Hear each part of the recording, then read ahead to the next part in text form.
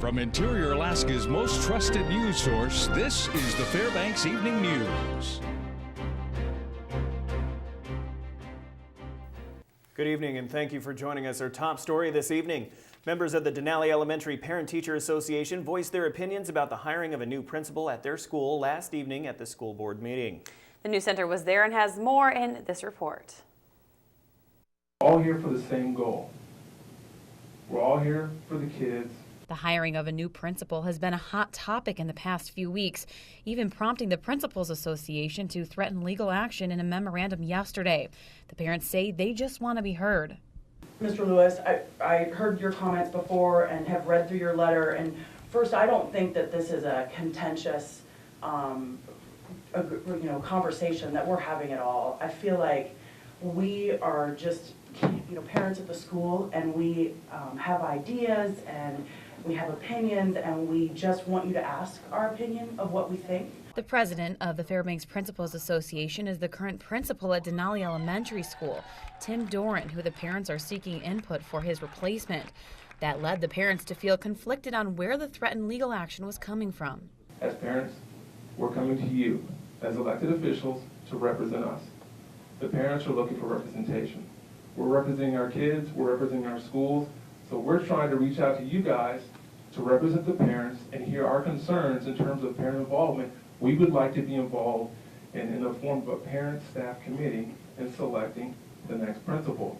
Members of the board asked to postpone their final decision until next week, upon which they can receive legal recommendations from their lawyers. The board applauded parents for their determination to be involved in their children's education.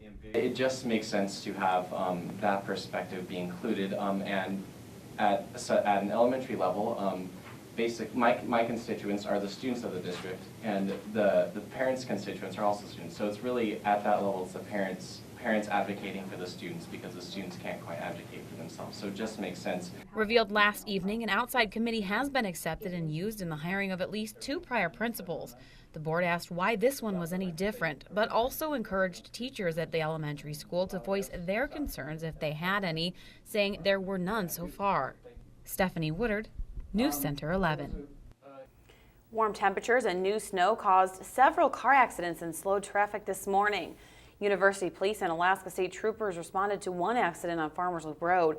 Nobody was injured in the crash and no citations were issued. The driver of the vehicle was heading to class at UAF when he slid off the road. His black Mazda pickup rolled onto hard-packed snow and knocked over a DOT streetlight. After the accident, the driver said he was mad it happened, but thankful he wasn't seriously hurt. Guilty pleas for a 19-year-old Fairbanks man accused of sexually abusing a young girl under the age of 13.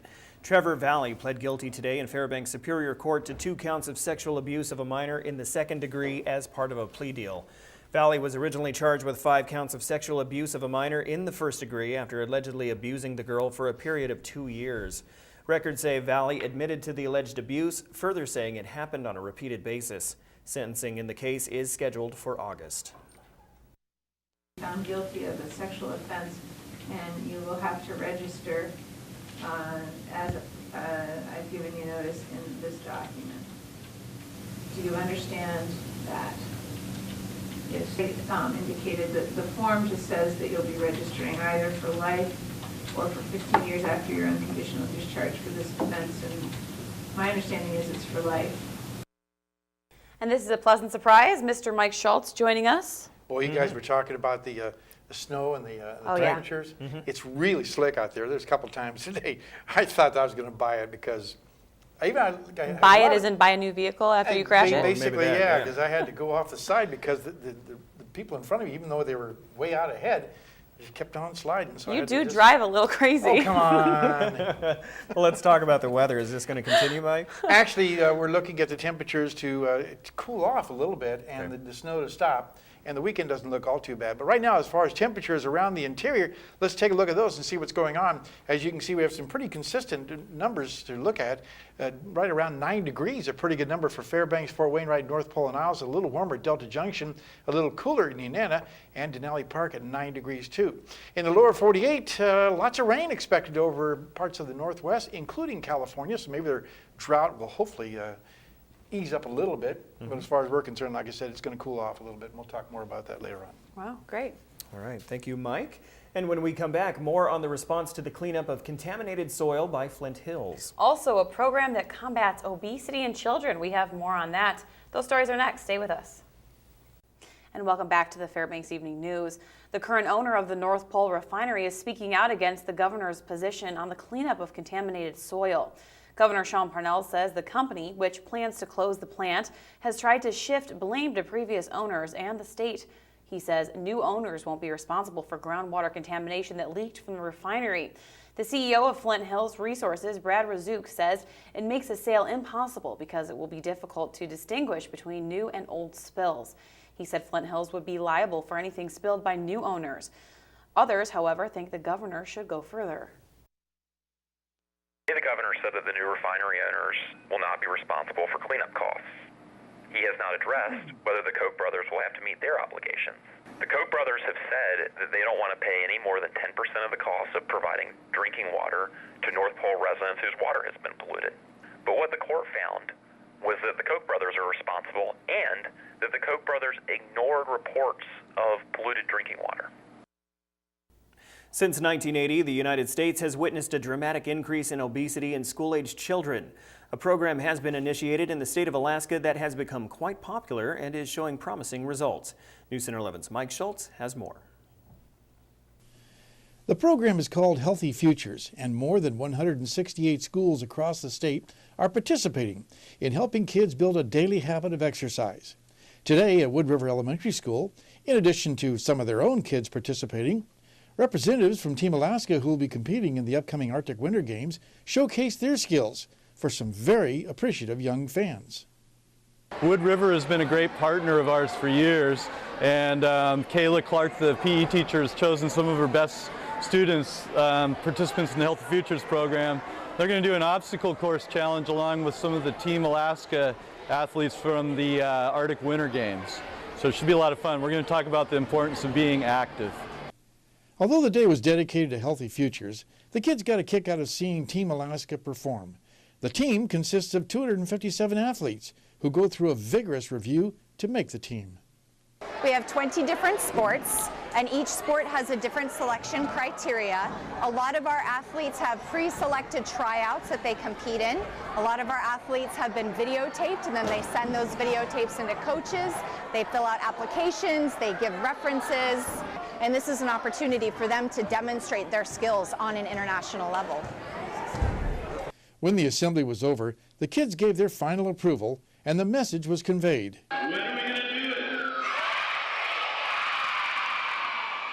Healthy food and exercise every day. Mike Schultz, News Center 11. The Alaska Air National Guard rescued an injured Iditarod musher 61 miles southeast of McGrath last night. The musher was reportedly hurt while trying to catch a loose dog. The Guard responded with a C-130 aircraft and a Pavehawk helicopter. The helicopter refueled in flight once before the crews were able to find a safe route around weather to get them to the scene. The musher was located at 11 p.m. and delivered to an Anchorage hospital in stable condition. On March 29th, a commemorative event for Vietnam veterans will be held at the University of Alaska Fairbanks. News Center 11's Monty Bowen has details now in this week's military report. March 29, 1973 marked the withdrawal of the last U.S. troops from Vietnam. Last year, Governor Sean Parnell declared March 29th Vietnam Veterans Day in Alaska. On March 29th this year, an event recognizing Vietnam veterans will be held at the Wood Center on the UAF campus. We're doing so 12:30 to 2:30 at the UAF Wood Center Ballroom. We're going to have a guest speaker by the name of Dave Dean. He's a Vietnam veteran, Purple Heart recipient. We're hoping to get some other guest speakers there as well, but we're going to have a band. We're going to have the Soaring Eagle Drum Group. We're going to have food, cake. We're just going to be honoring the Vietnam veterans in the best way that we can. It's a collaborative community event with the student veterans hosting. The Vet Center, it's Festival Fairbanks, it's the Elks Lodge, it's the American Legion, and several other organizations. We've all come together to put this on as a group, so we're really doing this as a community effort. Troops returning from overseas tours today get a much different reception than Vietnam veterans did. When I came back from Iraq, we had groups of people that had signs and balloons and just an outpouring of love and support from people that we didn't even know. And we know that the Vietnam veterans didn't have that when they came home. The military has always found a warm welcome in the interior. This is a wonderful community for being a veteran and an active service member here. Monty Bowen, News Center 11. All right, well, Joe Cook is coming up next with highlights from the UAF's men's basketball team's first game in the GNAC tournament. Did I say that right, GNAC? Yes, you said GNAC correctly. Okay, good. Very good. Also, more Nanooks receive awards and the latest high school basketball rankings. Those stories are next with Joe. Stay tuned.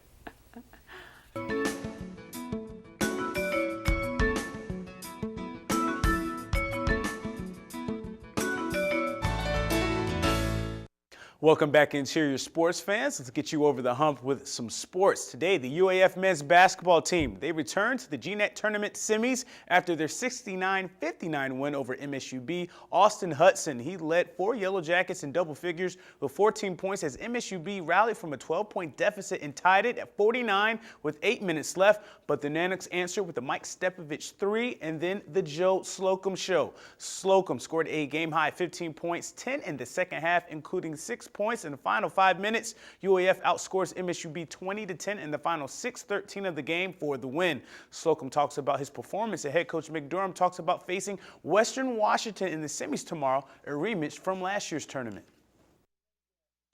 I wanted to be very aggressive, getting my teammates involved and getting to the lane, either whatever's open, a shot or a pass out. I just wanted to be aggressive, kind of as a point guard. I wanted to set the tone for the team, so I felt I was able to do that.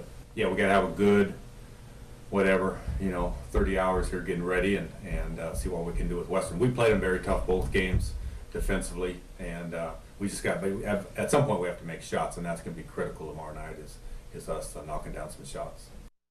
The men's team is moving on, but the women's team season ended over the weekend. The 69-56 loss to Seattle Pacific on Saturday was their 7th in a row to end the year, but it was a good year led by standout freshman Jordan Wilson, who was named GNAC Freshman of the Year this week. Wilson led the rookies in the conference with 15.2 points per game, which was ranked 6th, 7.1 rebounds per game, which is 7th, and second best field goal percentage around 55, and ranks 8th in free throw percentage. She had 6 games with 20 or more points and had 4 double-doubles. The Nooks averaged 71 points per game, their best in 13 years. They finished the year 19-17 and 3-15 in the GNAC. The 9 wins are the most since 2007. Head coach Cody Bench talks about her freshman phenom.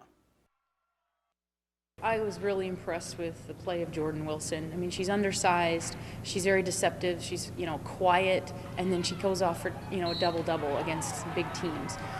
She was shooting, leading field goal percentage in the GNAC. I mean, those were shocking. You know that those kids have something to bring to the table, but you don't know quite what when you're looking at them as a team. More Nanook accolades. Colton Beck was named WCHA Offensive Player of the Week for the Alaska Nanooks yesterday. Beck had 2 goals, a helper, and a +5 rating in Alaska's 4-1, 5-3 sweep of 4th-ranked Ferris State. It's the 2nd Offensive Player of the Week award for the senior captain, who hails from Langley, British Columbia. Beck has 34 points this season for the 3rd-place Nanooks, who also received 2 votes in the CHO and USA Today polls. Beck is just 4 points away from the 100 Career Point Club, with the Governor's Cup Series coming up at the Carlson Center this weekend. Now a first, sophomore Michael Fehrenbach became the first ever Nanook to win the NCAA Skiing Elite 89 Award. The award started in 2009 and is given to student athletes who have the highest GPA at the national finals in men's and women's sports in all 3 divisions, who makes up 89 student athletes. Fehrenbach, the sophomore, is making his 2nd appearance at the NCAAs and has a cumulative 4.0 GPA in mechanical engineering. To qualify, you have to be a sophomore athletically and in the classroom. The NCAA Skiing Championships start tomorrow in Midway, Utah. In the high school basketball, the conference tournaments are this weekend. The Aurora Conference will be in Delta this year, and they start tomorrow at 9 a.m. Valdez and Hutch have the early game, followed by Galena and Allison. Monroe is the #1 seed, and Delta is the #2 seed. They both have byes. They met in the regular season finale. For the girls, Hutch and Monroe will see each other in the first round, while Allison will meet Delta in their opening game. In the MAC tournament at North Pole High School, both Lathrop and North Pole teams will play on Friday. The girls' game is at 6, and the boys' game follows. The West Valley boys and girls will play the winners of those games for the MAC title on Saturday, starting with the girls' game at 6. And here are the latest ASA winning percentage index rankings. 2 state tournament at-large berths are based on the WPI in 4A in boys. West is first, followed by Lathrop, then it's Service, Colony, and West Valley. The Wolfpack girls are 5th in the girls' WPI. In today's Alaska Association basketball coaches poll, the West Valley boys are now number 1 in the state. Lathrop is 3rd, and for the 4A girls, West Valley is 4th. In 3A, the undefeated Rams are number 1, and the Hutchinson girls make their first appearance at number 5 in the 3A girls poll. The Iditarod Trail seems to be the roughest yet, as mushers are dropping like flies. Just 5 days into this year's race, and 11 mushers have scratched, with another withdrawing. Jake Berkowitz is one of the latest victims to the trail, scratching after damaging his sled from Roan to Nikolai. Scary ordeal for Scott Jansen. We reported on this early in the show. He crashed and fell on his head. He was concussed, fell through the ice, and broke his ankle. He was airlifted from Tiny Creek, and they call him the Mushing Mortician. He's back in Anchorage today, recovering from those injuries. And here are those still braving the trails. Parts of the trail have stretches of bare ground. Aaron Burmeister is the leader. He received 3,000 in gold nuggets for being the first to cripple. Jeff King is 2nd. Sonny Lintner is 3rd. He won the Penn Air Spirit of Alaska Award for being the first to McGrath. And Paul Gebhardt is 5th. And John Baker is 5th. Paul Gebhardt is 4th. 57 mushers are left in the field. And that'll do it for sports tonight. Stay warm, Alaska. Mike Schultz is next with your full weather forecast, and we'll catch you next time. Hey everyone, welcome back to the news. Mike Schultz with you once again. As Stephanie calls me, NASCAR Mike. Glad to have you back with us, and we're talking again about cooler temperatures moving in. We'll talk about that in just a little bit. As you can see on our satellite, actually our picture tonight, this one's sent in by Ron Plummer. We call it Sun on the Mountains, and you can see why.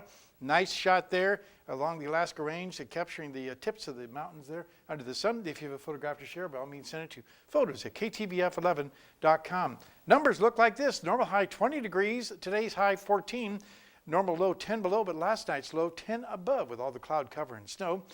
Record high 44 in 1984, 1956 down to 45 below, 10 hours and 43 minutes of daylight, again is 7 minutes from yesterday.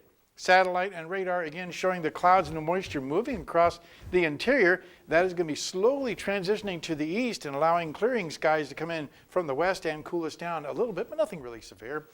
What's going on across the rest of the state? Well, things are changing across southeast Alaska. It's clear now, but more clouds and moisture expected to move in there with a chance of some rain and snow. Nice weather moving across the western half of the state. On the north slope, we have clear skies and partly cloudy to snow flurries around the Fort Yukon area. Lower 48 weather. Again, more rain falling across the Pacific Northwest. Things have cleared up over parts of Texas. The rain that was over Texas moved to the east today, and thunderstorms still rumbling over the eastern Florida peninsula.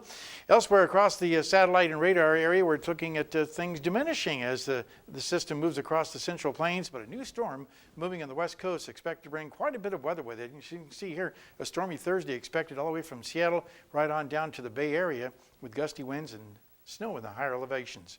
And as far as what's going on across the rest of Alaska for tomorrow, the northern sections, flurries for Fort Yukon, mostly sunny skies at Barrow and sunny skies in Nome. Here in the interior, we're looking at slight snow ending at Fairbanks and Healy, and it'll be tapering off by afternoon in the Delta Junction area. Over southeast Alaska, it looks like for the most part, lots of sunshine for Juneau, clouds, and some snow possible by afternoon in the Ketchikan area. Over the southwest part of the state, scattered snow for Cold Bay and Kodiak, and partly sunny skies for Bethel. And over the south central regions, in the Anchorage Bowl, partly cloudy at Anchorage and Homer, and sunny skies expected in Valdez. Well, time once again for our kids' weather, and all this week we're talking with the kids from Chinook Charter School. And tonight, here's a young lady with a question. Hi, my name is Grace. I'm in Aaron's 4th, 5th, and 6th grade class at Chinook Montessori Charter School. I have a weather question for the weatherman. Is it scientifically possible that we can have tornadoes here in Alaska? Not only is it scientifically possible, but it has happened quite a few times in Alaska. Not the strong thunderstorms and tornadoes you get in the lower 48, but still just enough to pick up a few things and throw them around, so they are classified as very, very small, limited tornadoes. Again, thanks to Mount McKinley Bank, and tomorrow night the teacher will be here to share a weather fact with us. Here's your forecast for the remainder of the night. Cloudy with occasional light snow slowly ending, 9 degrees below zero for the overnight low. Tomorrow's forecast, 12 degrees, morning flurries becoming partly cloudy by later in the afternoon. And the 5-day outlook looking not too bad. Maybe a chance of some more snow flurry activity on Sunday and Monday, with temperatures still right around the single digits to teens below zero for the overnight lows, and in the teens above for the daytime highs, but nothing really strong or really severe expected in the next 5 days. Nice. Yeah, very good, Mike. That's not bad. Except for the roads. NASCAR Mike, true. huh? NASCAR Mike, that's my new title now, yeah. All right, we That have is run true. out of Watch out time. for this guy. We have run out of time for the evening. So with that, we'll say good night, and hopefully we'll see you back here at 11. Good night. History, take a look at Greece around.